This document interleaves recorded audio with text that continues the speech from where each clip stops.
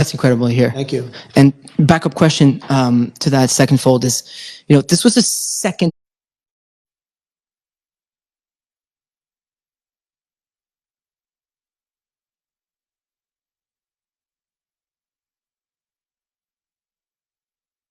life in under 2 months.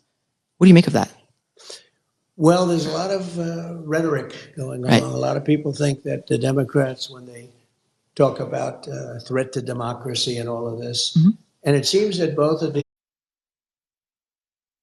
lefts, the first one, they should learn more about. They have apps that they haven't opened yet, which is pretty strange. And the father went out and got the biggest lawyer in the state of Pennsylvania, which is pretty strange, about the father of the shooter. We're talking about in Butler, the first one. And that's pretty strange. There are a couple of pretty strange things going on there.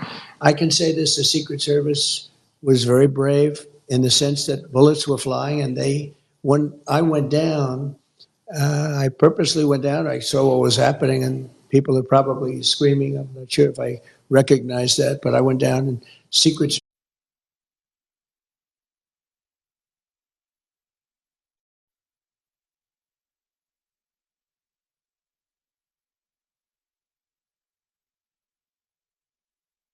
they were right there with bullets flying right at them, and they weren't hit, but three other people were: Corey, a firefighter, and two other gentlemen who they thought died.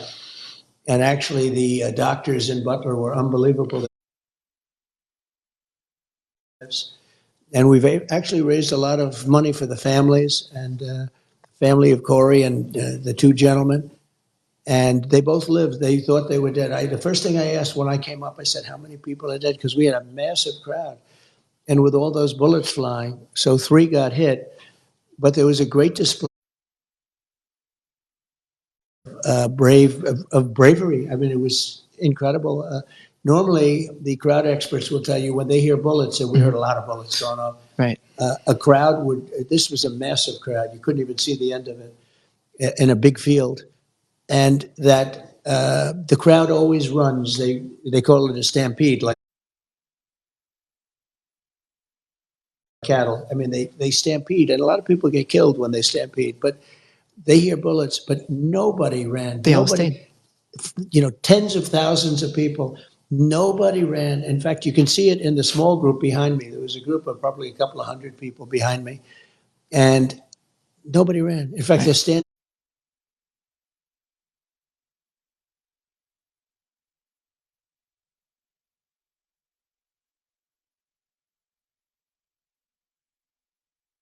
of them are standing up looking for the shooter.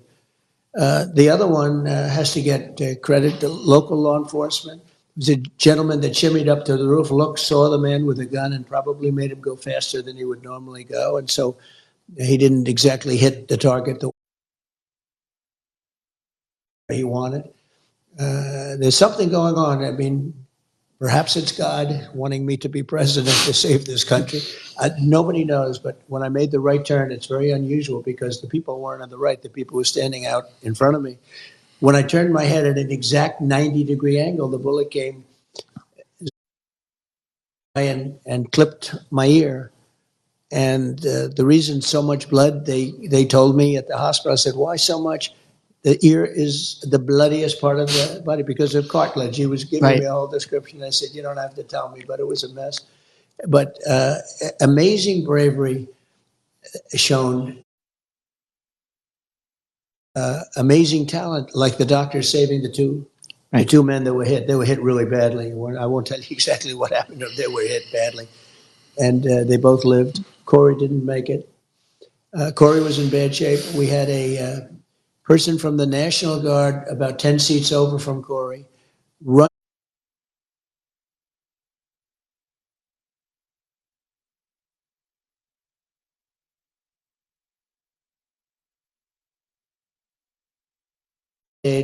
and with he was hit in the head. With all of that, was giving him mouth-to-mouth resuscitation because he was still alive.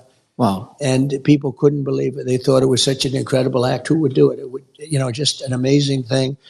And we're going to take him too, because it just, I mean, just the fact that he could do it, and some other people. So it was amazing bravery. There was a mistake made, a bad mistake. That one building was unmanned on top, Very. and that was a mistake. There's nothing you can say about it. But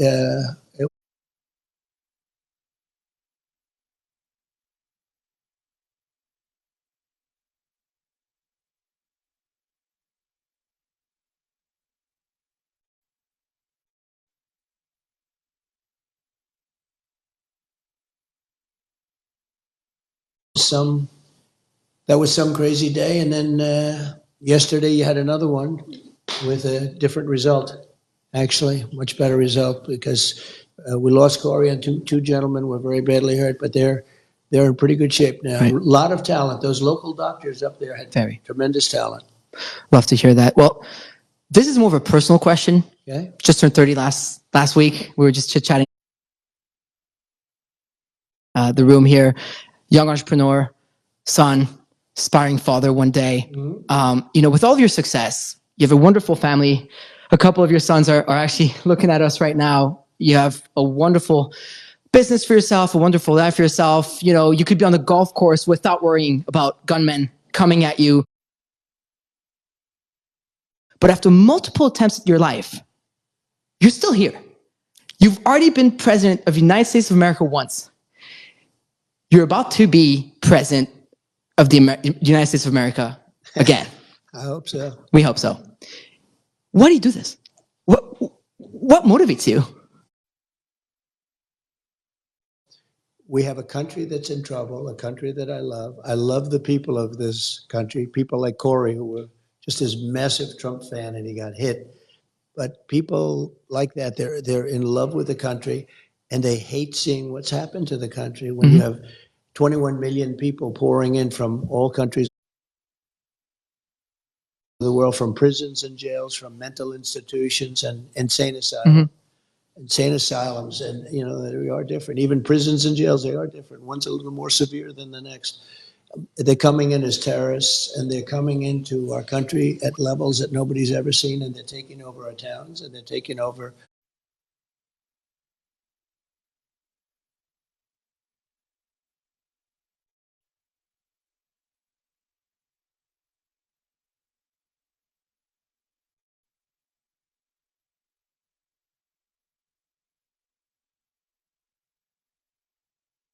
cities and big cities. I mean, look at New York, look at Chicago, look at LA. Tens of thousands of these people, and they're rough people in many cases. I mean, they are rough, tough people. Venezuela gangs. If you look at Aurora in Colorado, you have a governor that doesn't know what he's doing. He's petrified to be there. He doesn't know what to say. I mean, they're literally taking over real estate. They're becoming real estate developers in a much different way. Right? They're taking over buildings. Everyone's afraid of them.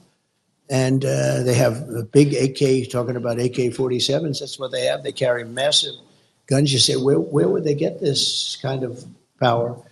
And they're vicious people. They're gang members from Venezuela, largely, and known as being one of the roughest gangs anywhere in the world. MS-13, which is a bad gang, and you have these guys.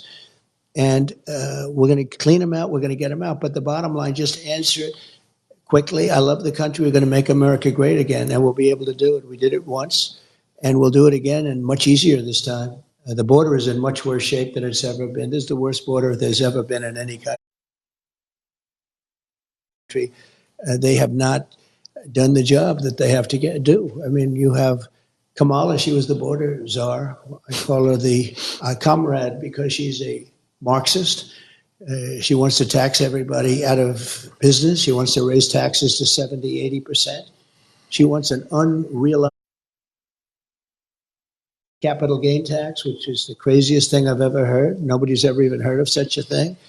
And they'll put everybody out of business. We'll end up in a depression if she gets in. And very simply, though, we're going to make America great again, greater than ever before. And I love doing it.